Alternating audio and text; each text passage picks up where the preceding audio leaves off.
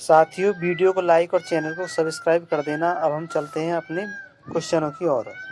एक दुकानदार किसी वस्तु का मूल्य जिसका वास्तविक मूल्य 100 रुपये है, अब 100 रुपये है, वह उसे 10% बढ़ाकर अंकित करता है तो उसका 110 रुपये हो जाएगा अंकित मूल्य। और वह उस वस्तु पर 10% कमीशन देकर के ग्राहक को बेचता है। मतलब कि 10% कमीशन देकर 110 का तो हो जाए 99 रुपये की। तो उसने वह वस्तु कितने रुपए में बेची, मतलब 99 रुपये की बेचेगा।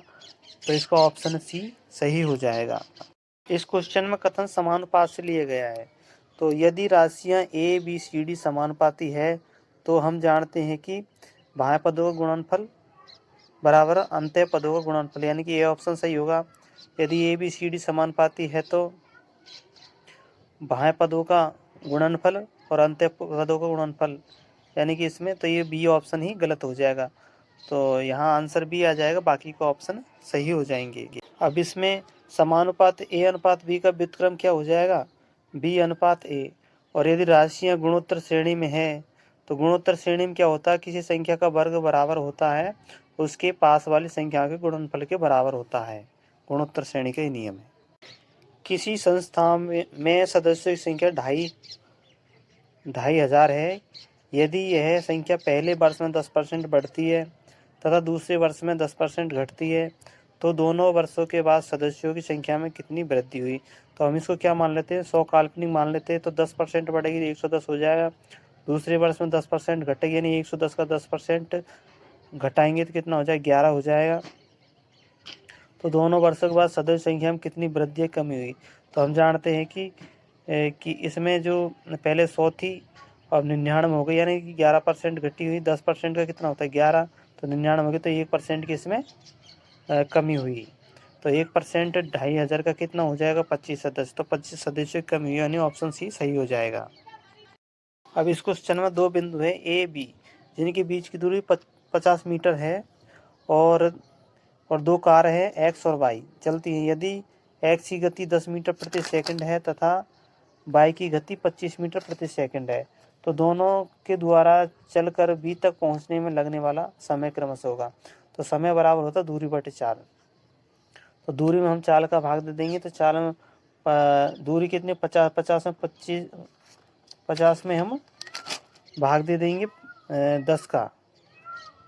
तो 10 का भाग दे देंगे तो 10 पंजो 50, 5 और 25 का भाग देंगे 25 दूनी 50। तो 5 और 2 यानी कि ऑप्शन बी, तो ऑप्शन सी सही हो जाएगा। अब ये अनुपात का सवाल है और इसमें क्या है कि दो व्यक्ति हैं, राम और श्याम, जिनको 13,260 रुपये विभाजित करने हैं। राम को 11 रुपये मिलते हैं तथा श्याम को 15 रुपये मिलते हैं। तो इस प्रकार के विभाजन में राम और श्याम को क्रमशः कितने मिलेंगे। तो इसमें 15 और 11 को जोड़ेंगे, कितने हो जाएंगे, 26। 26 किसके बराबर, 13,260 के बराबर है। तो अब 11, तो 11 बटे 26 गुणा कर देंगे और 15 बटे 26 गुणा कर देंगे। तो इस तरह से दोनों का भाग आ जाएगा, यानी कि 500, 5,610 और 7,650 रुपये, यानी ऑप्शन बी सही हो जाएगा। ये प्रश्न त्रिभुज से संबंधित है। तो इसमें जो सत्य कथन की पहचान करनी है। तो सबसे पहला ऑप्शन है कि किसी त्रिभुज की माध्यिकाओं का प्रतिच्छेद बिंदु केंद्रक कहलाता है।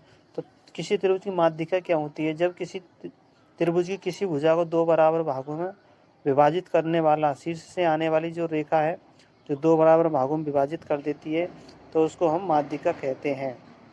और जब माध्यिका, 3 माध्यिका होती है त्रिभुज में और तीनों माध्यिका जिस स्थान पर मिलती है संगामी होती है उनको हम त्रिभुज का केंद्र कहते हैं। तो ये भी ऑप्शन सही है, बी है।